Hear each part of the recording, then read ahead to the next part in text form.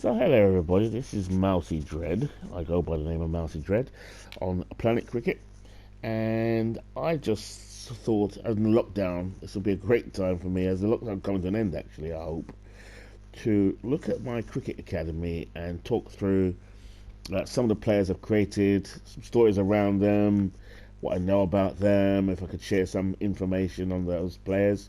I often get a lot of people saying well done and stuff, but I don't think my cricket knowledge is any better than anyone else. There's a whole group of us on Planet Cricket that have got that play Cricket 19, that did it for a few years, that clearly love the game, but also love cricket. And we specifically look at recreating test matches, creating players, teams from probably the 80s and the 90s in the main. A few of us, though, have gone so far down the rabbit hole, like me, that I've gone on to create players came back to 1900. I'm not the only one. I know Glisso, a contributor called Glisso73, also does that quite a lot. But I do remember starting to do it on the version, not Ashes, but the version before that. I never played DB14. Well, I did, but I found out that game. By the time I discovered that game, which I was blown away by when I saw it, I was 17 was just about to come out, so I never got to play DB14 very much. I've always wanted to play. I've always enjoyed cricket games because even though I'm of a certain age now, I'm finding more time to relax a bit more. I remember my first cricket game that I ever got involved in, apart from real cricket, was playing Subbuteo. Now, a lot of people don't remember that game, mostly known for football, where you flick to kick. But they had a cricket game, which was all right. I mean, I was playing it with my friend Kenny. He used to kick my butt, but it was all right. It was good. I enjoyed it. I remember it was in the 80s, and we had this green carpet-like pitch with, if I recall, little plastic wickets at each end, or stumps at each end. You had a bowler that had a base like the football players did, a little plastic base, with a little hook attached to the back of the base, a little plastic red cricket ball that you could turn I can't even describe it. You could turn the little thing at the back and angle your ball, and you flick the player, the plastic person that represented the player, flicked it with your finger, and it would bowl spinning balls, swingers, cutters, the lot. And if you were the batsman, all you had in your hand, now it's all coming back to me, was a little tiny bat that you'd swing on the end of a piece of, I can't describe it. Imagine a bat and a little bit poking from the side of it where you could swing the bat. And you rotate that bat and you'd swing at the ball that was delivered to you. And on the pitch, and this is what I really liked, this is where I feel Cricket 19 recaptures the spirit of that original Subbuteo, was you had players, obviously a fieldsman, you had slips, you could do whatever you wanted with your players and put them all around the pitch, and there'd be a little place on their base where the red ball would roll into, and of course that was a catch. It was great fun. You had scoreboards. I think you could buy the ground. You could buy little pavilions and stands, and I think most of the fellas in the neighbourhood played Subbuteo. I was a little bit too young to join in because they were real pros. My cousins in particular, they had all the football players. Like people play FIFA now. That's what they used to play Subbuteo back then. But I was a little boy. I was too young. But with cricket, as I got older, I started to like that. However, I wasn't really a big fan of watching cricket on the TV. I was young. I didn't have the patience to watch Test cricket back then. So for me, that's where my cricket kind of journey started, with boredom, and Subbuteo was the only sort of thing I enjoyed until I went to Jamaica at the age of 10. Now, that was a culture shock. And to cut a long story short, that's when I got my introduction to cricket.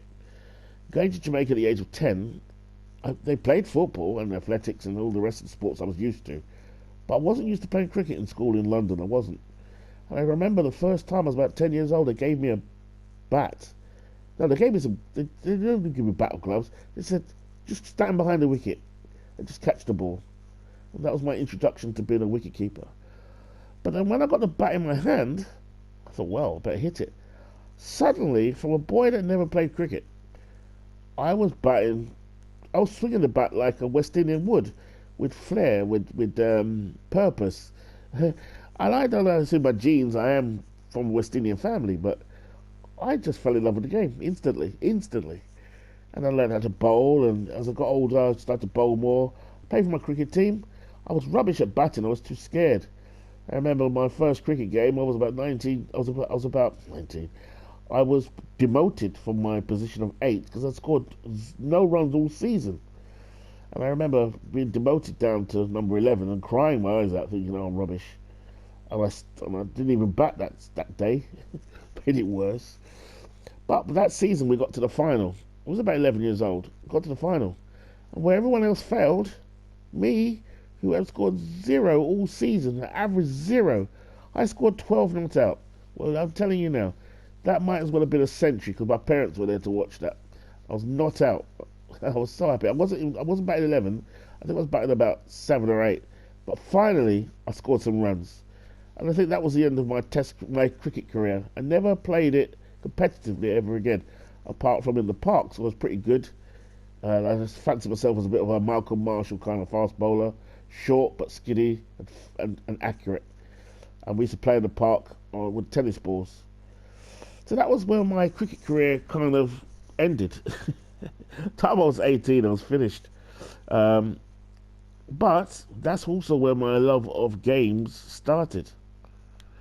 So in this particular case, my love of games started with a game called, I think it was called Graham Gooch's Cricket. And with Graham Gooch's Cricket was made by a company I think called Audiogenic. I know this because I'm sure I've seen it on YouTube since. Anyway, and what it did was it allowed you to put in test averages of the if you edited it. It's very crude, but if you put in the averages of the batsmen, they'd obviously perform like that. So that's what really got me into games. But my cricket knowledge was enhanced before that. I mentioned I was in the West Indies, so of course, if I grew up in the West Indies in the 1980s, you can imagine what I saw. I saw all the greats, not always when I wanted to see them. I saw Richards, Holding, Lloyd, Garner, Croft, maybe not Croft, but I certainly saw the majority of the players I began to create on the academies over the last couple of years. And that's what inspired me to do it. It was Graham Gooch's Cricket, plus my own knowledge of cricket, plus the fact that DB14, I never played it more than once or twice. I was so inspired that finally they made a cricket game that could rival what I'd seen before, like with Graham Gooch's Cricket. So before I go any further with the teams I've created down the years, I was also inspired yet again. I think they made a couple of versions of Graham Gooch's Cricket, and then it evolved into Brian Lara's Cricket. No one can tell me they're not the same game, because they are. It's just that one was better graphically designed, and then as the years went on. And I think Brian Lara's Cricket took it to another level. I played that for quite a while before the women started to come into my life and work took over.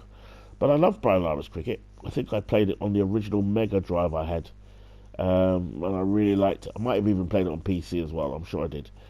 But that was good because that also allowed you to put the stats in exactly the same as Graham Gooch. Like I said, I think it's the same game, just by a different publisher. I think this was by Codemasters this time, and that was brilliant. I really enjoyed it. They had realistic sounds. Played test matches. I think that's where I first started playing 2020 actually, because you didn't have the patience to play. You didn't have the patience to play a test match. You just did 2020. So I'll stop it there.